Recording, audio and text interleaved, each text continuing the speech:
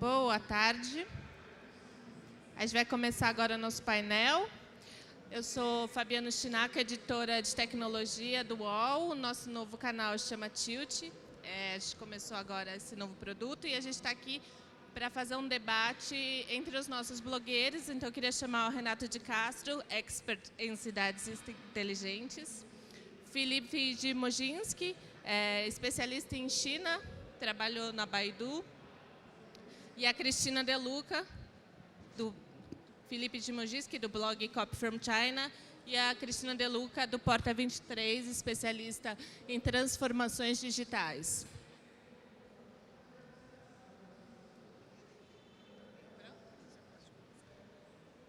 Eu queria começar com uma pergunta muito simples. Renato, o que é, afinal, uma cidade inteligente? Eu acho que essa é a pergunta que mais me fazem. Eu tenho viajado o mundo inteiro. Nos últimos 4 anos eu estive em 36 países falando sobre cidades inteligentes e fazendo consultoria com governos. E eu estou tentando terminar meu doutorado em cidades inteligentes. Então, eu já meio que cataloguei mais de 200 definições de cidades inteligentes.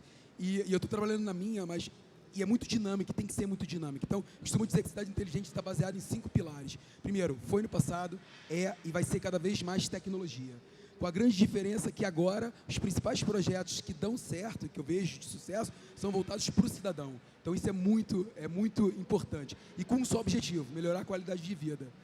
Tudo isso tem que estar embalado dentro do contexto das novas economias, né? Então, a gente tem economia criativa, economia circular, economia compartilhada. E, por último, tem que trazer resiliência para as cidades e tem que trazer resiliência para os cidadãos. Então, assim, eu não acredito em cidades inteligentes, eu acredito, porque se você fala em cidade inteligente, você leva em consideração que pode existir uma cidade burra. E cidade, na verdade, é um ecossistema. Por isso que o nome do blog é Cidades Mais Inteligentes. É um processo evolutivo. A sociedade está ficando mais inteligente. Então, eu acho que é tudo isso. É tentar buscar soluções para as nossas cidades, para uma convivência mais resiliente, sustentável e, como consequência, essa vida mais inteligente. A Cristina, ela escreveu o relatório do Banco Interamericano de Desenvolvimento para Cidades Inteligentes. A sua definição é a mesma? Felipe, empresta o microfone. É a mesma. Inclusive, a preocupação do BID foi exatamente colocar a pessoa, o cidadão, no centro de qualquer discussão de cidade inteligente. Por quê? Porque até então se via muito que quem aderia à cidade inteligente, o gestor público que aderia com viés de aumentar a arrecadação. Então, era sempre com aquela ideia de que eu vou melhorar um serviço, mas, ao mesmo tempo, eu vou aumentar a arrecadação do município ou diminuir algum custo que eu tenha na minha cidade. E isso não funciona, né? Se você não traz o cidadão para participar do processo, e aí vocês viram várias cidades, eu estudei algumas de longe, né? Porque a gente,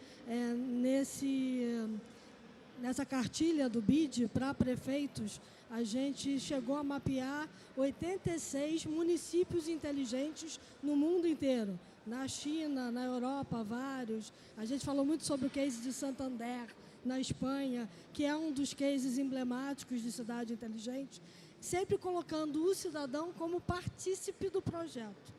Ele tem que opinar, ele tem que participar, senão o projeto não funciona. Então, qual é o papel do cidadão nesse novo contexto, né? Porque a gente, quando fala de cidades inteligentes, parece que é uma cidade cheia de sensor, né? É uma coisa só tecnologia. Qual é, então, o papel do cidadão nesse novo futuro?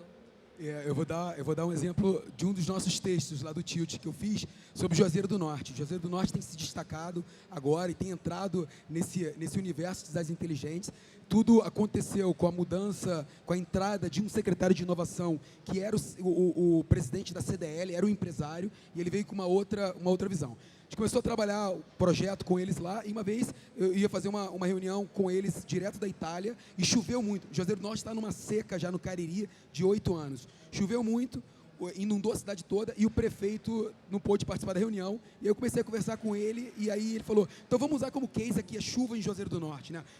Ele falando, eu sei que tem vários elementos de IoT que eu conseguiria utilizar, mas como é que eu justifico na Câmara dos Vereadores investimento em IoT, em sensor, numa cidade que tem vários outros problemas? E aí a conversa evoluiu para a solução é a internet das coisas, só que a internet das coisas, nós estamos cotados como coisas nesse processo. Comunicação de pessoas com pessoas, que sempre existiu, pessoas com coisas, coisas com pessoas e coisas com coisas. E a solução lá foi muito legal e muito disruptiva, né? Então tá lá, a Fabiana que sempre liga quando tem um problema para a prefeitura. Quando começa a encher e entra a água na casa da Fabiana, ela é a primeira a sentir. Provavelmente a Fabiana vai reagir mais rápido do que um próprio sensor. Torna a Fabiana um sensor, humaniza a tecnologia em vez de digitalizar a cidade. A Fabiana tem o WhatsApp, cria um canal para ela comunicar. Isso é a IoT e não necessariamente é o uso de sensor.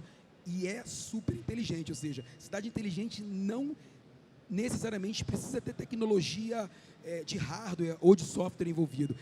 Peopleware é muito importante também. E eu sei que o Felipe também já tem uma experiência muito interessante nesse sentido, de ter visto muito de perto como isso influencia na cidadania dos chineses, por exemplo. Você pode contar um pouquinho sobre isso? Posso, claro. O que eu vejo de contribuição relevante que a China dá ao mundo, o processo de aumento de adição de tecnologia às cidades, que cria as cidades inteligentes, acontece em várias cidades do mundo, isso é um fato. O caso interessante da China é que ali há uma realidade em que você tem as cidades de porte médio vão ter 14, 15 milhões de habitantes, as grandes cidades acima de 20 milhões de habitantes. Então você não tem experiências que estão limitadas a vilas ou a regiões de fazer um piloto para 80 mil, para 100 mil pessoas. Por exemplo, a cidade de Shenzhen, que é uma cidade que superou a marca de 20 milhões de habitantes, é a única cidade deste porte que substituiu 100% da frota de táxis e 100% da frota de ônibus por veículos elétricos. A frota de carros privados, de uma forma escalonada, está sendo progressivamente substituída também. Então você praticamente não terá emissão de gás carbônico por veículo a combustível fóssil. Quando eu estive a primeira vez em Shenzhen, em 2010, discutia-se que Shenzhen ia ser a primeira cidade com iluminação de LED. Isso quer dizer, já faz quase uma década. Então houve a troca da iluminação, a troca de toda a frota elétrica, os modais de transporte. A Didi, por exemplo, que é a empresa que é o equivalente ao Uber na China, a empresa que comprou 99 aqui, no aplicativo dela, ela integra vários modais de transporte. Você pode pagar o metrô, você pode pegar um táxi, você pode pegar um carro privado, você pode desbloquear uma bicicleta, uma patinete elétrica ou até pagar o ônibus normal de linha. Tudo integrado em um único app, o uso de vários modais. Essa mesma adição de tecnologia vai se aplicar na forma como se processa o lixo, na forma como se alerta as pessoas o dia que choveu, o dia que o metrô não está funcionando. É consensual entre os especialistas que a IoT se tornará uma tecnologia de massa, dominante, quando a gente tiver o 5G plenamente massificado, né? A China é o país que mais tem patentes de 5G registradas. Neste exato momento que nós estamos conversando, a cobertura de 5G na China chega a 167 milhões de pessoas. Isso dá mais que toda a população online do Brasil. Portanto, eles têm uma condição privilegiada, porque estão assim, alguns degraus acima em termos de avanço tecnológico, e as experiências que a gente pode observar lá não são experiências pilotos, são experiências que você vê aplicadas para uma grande massa de população.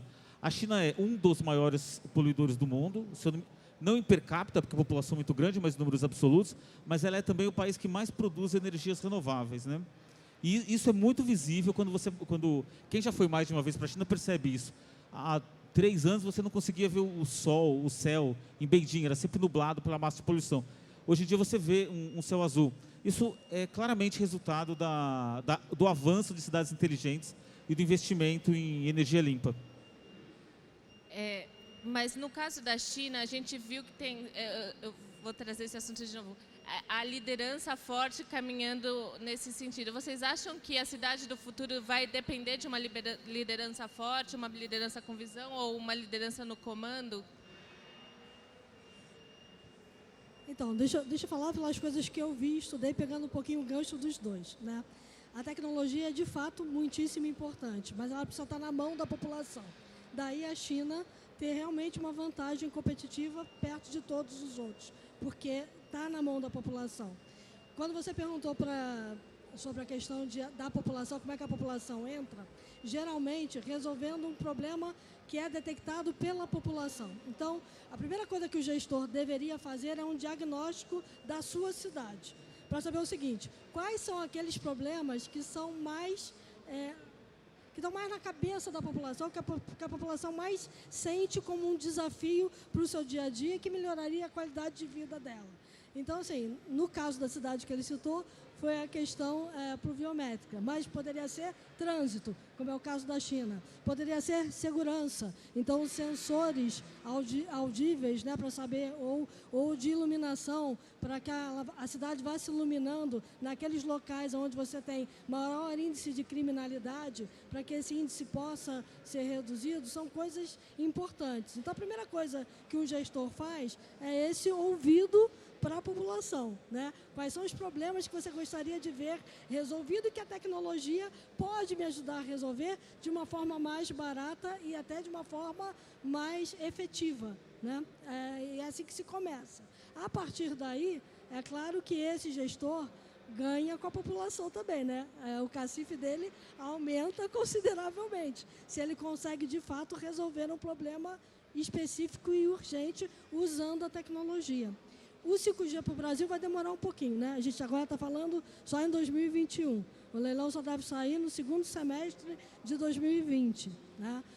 Mas, além disso, a gente tem outras tecnologias que poderiam ser muito utilizadas, porque a IoT, às vezes, não precisa de uma latência muito pequena. Eu posso ter uma latência grande, mas eu posso ter um concentrador.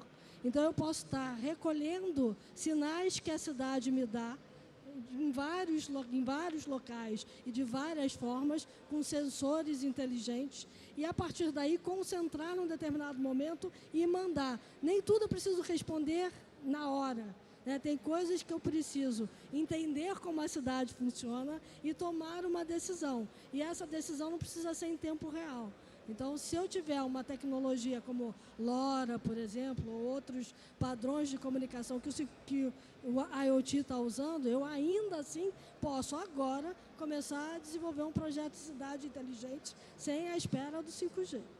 Eu vou pegar até um gancho na Cristina, eu vou antecipar o que eu falarei no final, mas a minha percepção rodando o mundo em projetos de cidade inteligente é que nós não estamos fazendo cidades mais inteligentes, é a sociedade que está evoluindo para uma nova convivência. Se você pegar toda a disrupção da chamada economia compartilhada, e que agora que já nem mais você pega a Uber, a Airbnb, são soluções que nasceram do cidadão, não foi uma empresa que desenvolveu isso, foi o empreendedor que em função de uma necessidade enxerga uma oportunidade e desrompe com uma solução. Então, na verdade, o cidadão, ele não é simplesmente mais um dos 5 stakeholders desse processo, mas o cidadão é a célula base da sociedade. Quando a gente nasce, a gente recebe uma certidão de nascimento que nos faz cidadão, e quando a gente morre, a gente tem um atestado de óbito que retira a minha condição de cidadão.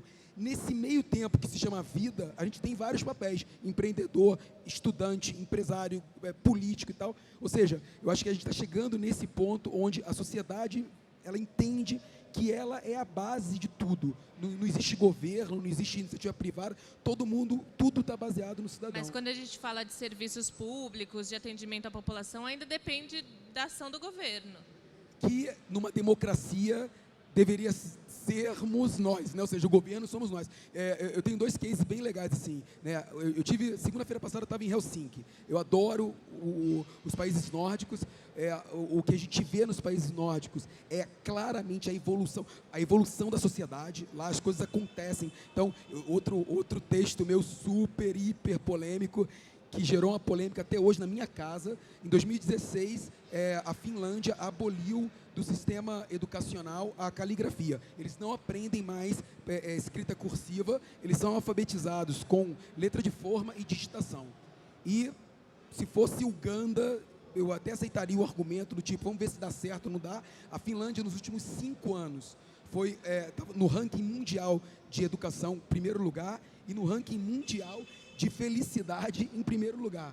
E aí, pegando o gancho para não democracia, mas com a preocupação de fazer cidades inteligentes em cima de indicadores reais, os Emirados Árabes criou o Ministério da Felicidade, que não é igual lá do Tibete, é uma felicidade métrica. Eles têm uma matriz para medir vários indicadores, e lá é super complexo, porque de 5 milhões de habitantes do país, 800 mil são emirados, e o resto é imigrante, com cultura diferente, indiano, Bangladesh, africano, e eles entendem que o projeto Cidades Inteligentes está baseado no aumento do índice de felicidade. Então, aí, de novo, todo o foco no cidadão, nas pessoas, e no final a gente vê que quando a sociedade está organizada, ela influencia as políticas públicas, ela não só influencia, ela vira stakeholder de iniciativa privada, ela traz soluções, ganha dinheiro com isso. A Europa, o que ela mais faz é usar dados abertos para gerar empreendedorismo local.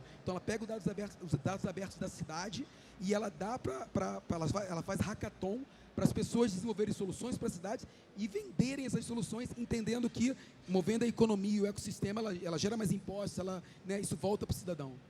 Mas então, o que falta para o Brasil ser mais uma cidade, ter mais cidades inteligentes? Você é o último. Não sei. Eu acho que voltar de política, principalmente. Né? Mas aí é o meu ponto. A gente está falando que depende mais do cidadão. Vamos lá. Vou pegar um gancho aqui para falar de Campinas, por exemplo. Campinas fez vários hackathons com dados abertos. Né? Mas Campinas é uma cidade onde o cidadão estuda tecnologia. A gente tem uma das melhores universidades de tecnologia em Campinas. Né? Tem várias boas universidades. Então, quando você abre um hackathon e diz para a população, estão aqui os meus dados abertos sobre transporte, ou estão aqui os meus dados abertos sobre saúde, que foi um caso muito curioso lá. Campinas estava sofrendo com altos índices de dengue e chikungunya. Abriu os dados abertos da Secretaria de Saúde para a população desenvolver um aplicativo para saber como é que ela resolvia o problema da dengue. E a população, de fato, criou o aplicativo e diminuiu os índices de incidência de dengue na cidade a quase 80%, né, com a informação na mão do cidadão. Então, como é que você faz para se proteger? Como é que você faz para dizer que tem um terreno baldio do lado da sua casa, que está cheio de mosquito e que o órgão público tem que ir lá olhar e resolver? Como é que você faz para saber identificar que você está com os sintomas da doença e recorrer ao órgão de saúde mais próximo da sua casa para não deixar isso escalar? Então, assim, são várias informações que foram colocadas na mão da população, pela própria população, por causa dos dados abertos e a chamada que o governo fez. Então, assim, é um ecossistema que tem que se retroalimentar. Né? A gente, no Brasil, não tem muita participação popular na gestão pública.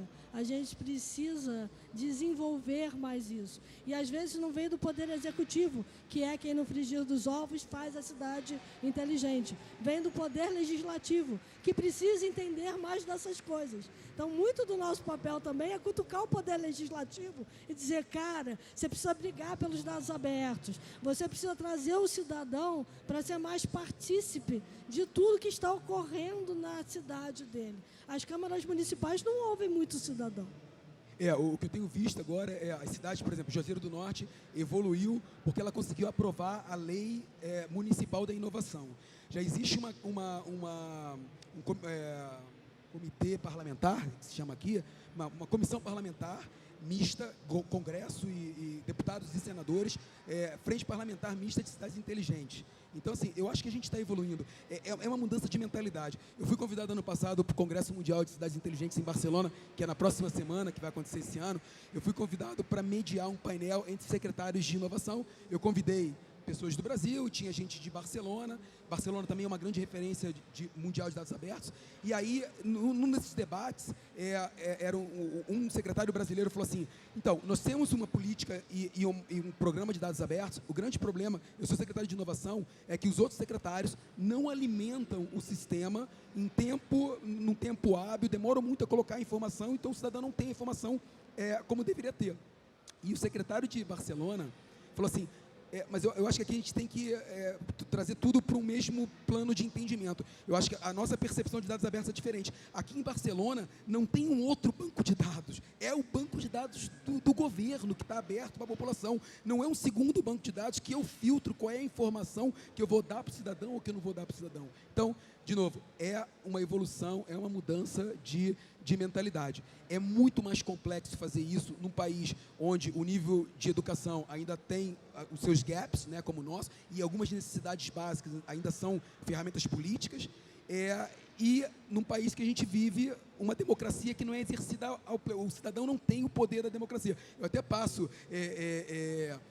a palavra para o Felipe agora, porque na China, como é na China? E eu morei 8 anos na China, eu sou um super fã da China, fui fazer o doutorado na China, e na China eles não têm um país democrático, mas eles têm um governo que quer que as coisas aconteçam. Então, eu tive há 2 semanas atrás no projeto da Cisco em Guangzhou. Eles estão fazendo agora, o Felipe citou Shenzhen, então eles estão fazendo a Greater Area Bay, lá, Greater Bay Area, que é Macau, Hong Kong, Shenzhen e Guangzhou, que vai ser um grande polo, é o Vale do Silício da China. Eu vi que o Felipe já fez alguns textos sobre isso. E lá o governo é proativo, eles querem fazer que nem na Califórnia. Você pode ir lá, pilotar os seus projetos pilotos em cima de tecnologias que não estão regulamentadas, sem ter que regulamentar. Eles só vão discutir a regulamentação depois que aquilo foi realmente provado que funciona. A Califórnia é assim, veículo autônomo na Califórnia já está rodando há 3, 4 anos. Domino Pizza, o primeiro lugar que eles testaram entrega de drone, pizza com drone, foi na Califórnia, sem ter legislação para isso. Cria-se uma lei especial, libera, e então eu acho que aí parte todo esse processo, mas é multi-stakeholder. Felipe conhece bem a China. Por que na China fez e aqui não? Veja, quando você fez a pergunta, o que falta para o Brasil ter cidades mais inteligentes? Olhando o exemplo da China, eu acho uma coisa que falta no Brasil, e tem lá, falta dinheiro. Várias das soluções de cidades inteligentes exigem investimentos pesados.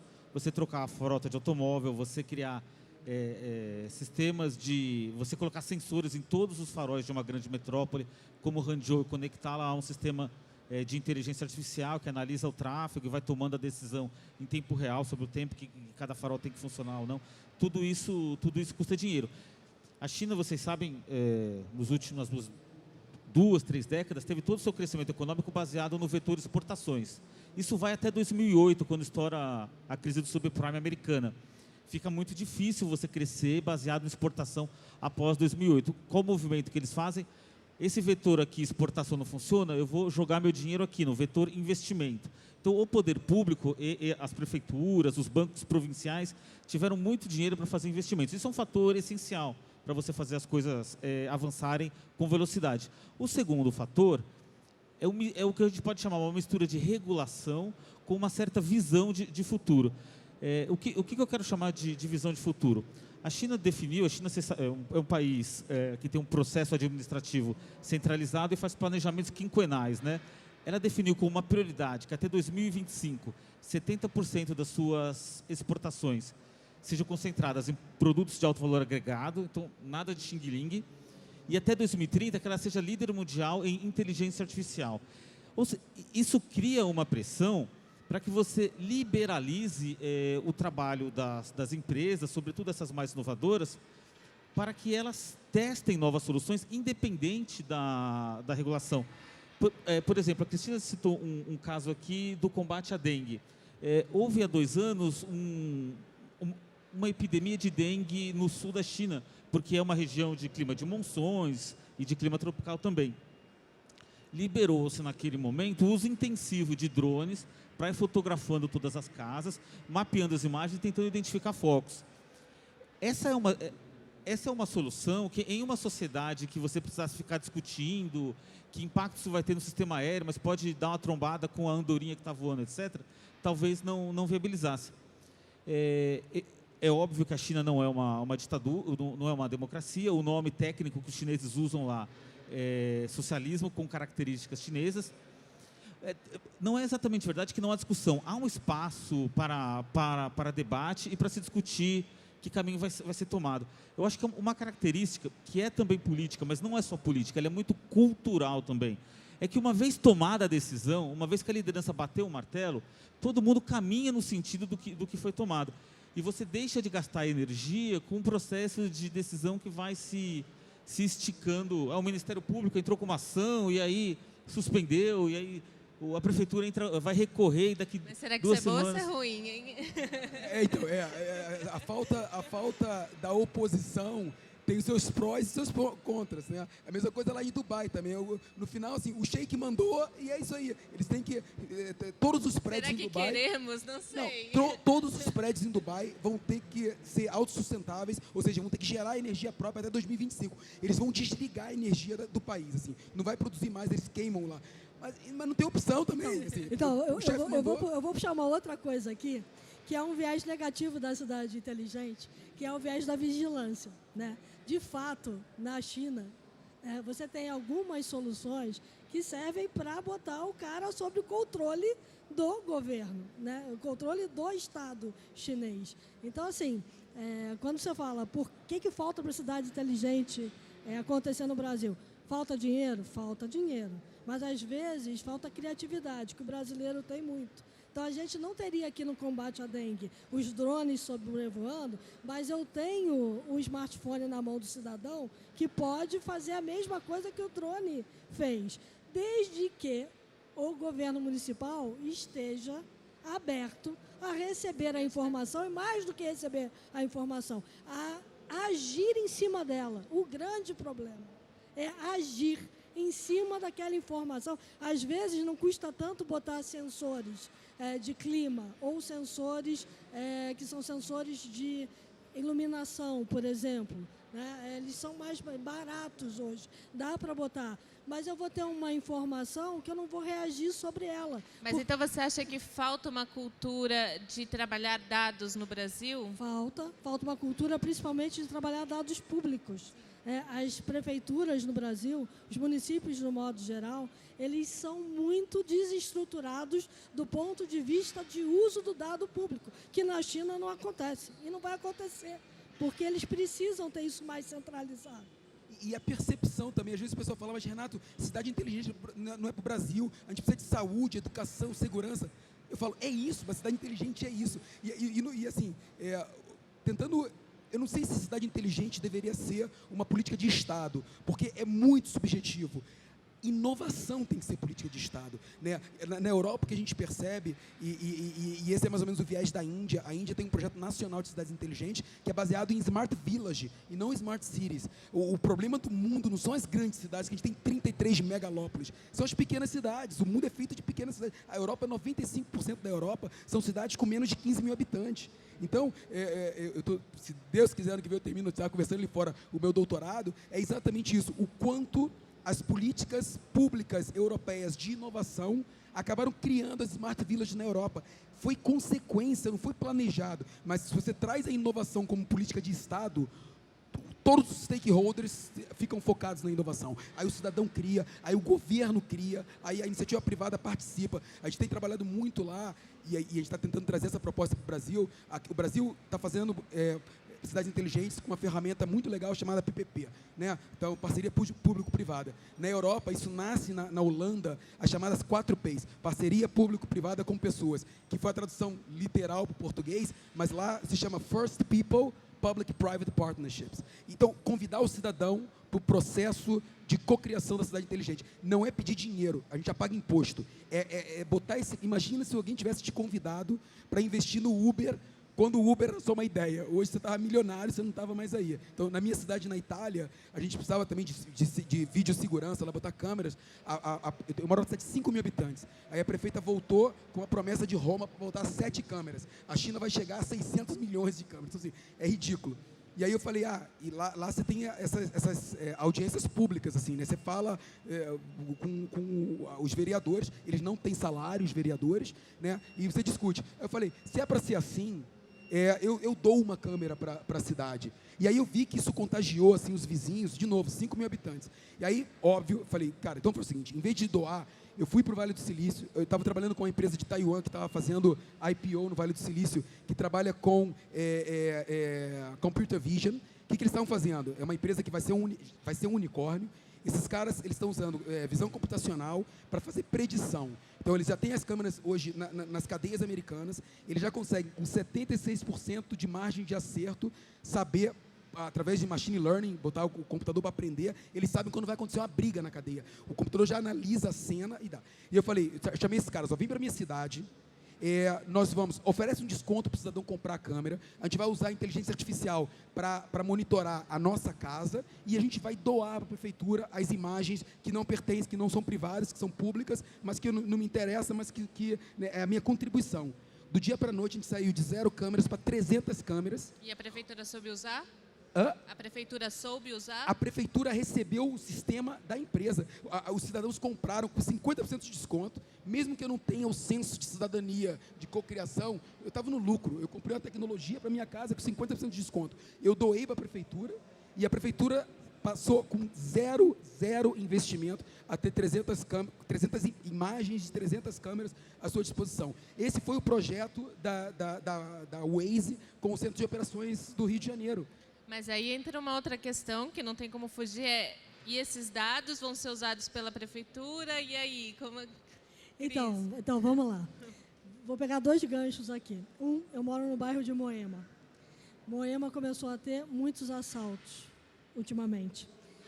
Todos os prédios de Moema têm câmera de monitoramento. O que alguns administradores, alguns condôminos fizeram? Chegaram lá, pressionaram as administradoras daqueles prédios e se uniram para vigiar a área. Então, se você entra no meu prédio hoje, na porta de entrada tem um cartaz dizendo assim, aqui é uma área monitorada por segurança, qualquer coisa suspeita nós vamos ligar para o 190. Bom, a primeira vez que eu vi aquilo, a minha reação foi, caramba, sabe? Eu não sei se eu fico feliz ou se eu fico triste, porque tem uma outra questão, que é quem está tendo acesso a esse dado. Porque esse dado não foi um dado que foi para a Secretaria de Segurança, é um dado particular que está circulando entre as administradoras privadas, né, para chamar. E se aquele cara que encostou no portão não fosse alguém que representasse realmente risco para um determinado prédio? E ainda assim, eu chamei o 190 e a polícia chegou lá e deu uma dura numa pessoa que não tinha que dar. Entendeu?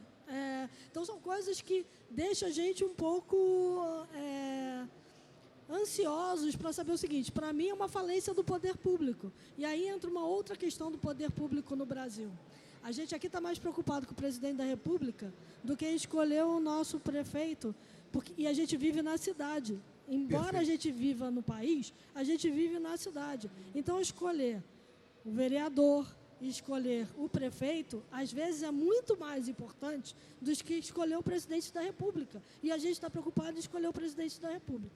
Uma outra questão, se convencionou que no Brasil segurança é uma política de Estado. Então, o Estado está no âmbito do Estado, não está no âmbito do município. Quando a segurança deveria ser feita pelo município também, e deveria ser um problema municipal. Então, o prefeito meio que lava as mãos. Aí eu olho para o meu bairro e digo assim, eu vou brigar com o prefeito? Não, eu vou brigar com o governador. O governador está falido, porque o meu bairro é um classe A, e ainda assim eu estou tendo um problema de segurança. E as pessoas estão tendo que se cotizar e reunir para resolver um problema de segurança, talvez não da melhor forma, né? Eu que lido com dados o tempo inteiro e com legislações de dados, me preocupo com a vigilância massiva das câmeras, me preocupo de onde está indo parar esse dado, me preocupo quando eu vou à farmácia e dou o meu CPF e eu não sei com que política pública ou que política privada esse CPF vai alimentar. E você não tem controle do que vai ter de ruim para você depois, né? Eu não tenho controle do meu dado. A única coisa que eu sei é que quando eu dou meu CPF, eu ganho um desconto. Mas se aquele desconto vai reverter no aumento do meu plano de saúde, eu não tenho a menor ideia. Existe um projeto na Europa de 3 cidades, Paris, Londres e Barcelona, que começou esse movimento chamado Cidadania Digital e Direitos Digitais, que eles estão tentando aprovar, né, o seu direito digital de ter teus dados apagados se você não quiser. Ou seja, se discute muito, principalmente em relação às crianças. Hoje a gente faz vídeo bonitinho, guti-guti dos nossos filhos, coloca na rede social, e quando esse menino tiver 30 anos, aquele vídeo dele fazendo besteira ou com o bumbum de fora, vai estar lá ainda e vai atingir, ou ele não escolheu ter aquilo lá. Então, assim, se discute muito isso, qual é a sua cidadania digital? Você tem direito de pedir para não estar digitalmente incluso, alguma coisa, mas a gente está discutindo isso lá fora, né? Na Europa, entrou em vigor ano passado, a LGDP, lá, a Lei de Proteção de Dados, Geral de Proteção de Dados da Europa, é super subjetiva.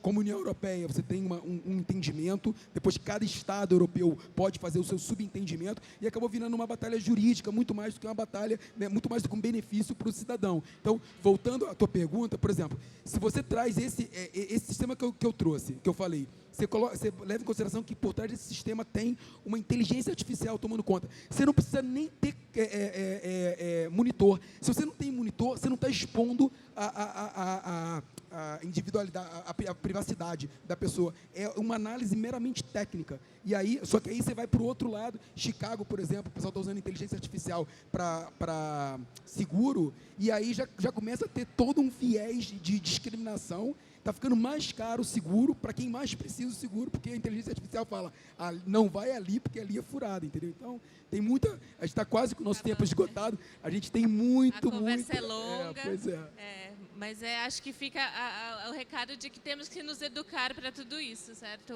Muito obrigada, Cris, Felipe e Renata. Obrigada, gente. Muito obrigado, pessoal. E sigam Tilt lá, que a gente está discutindo isso diariamente. Isso.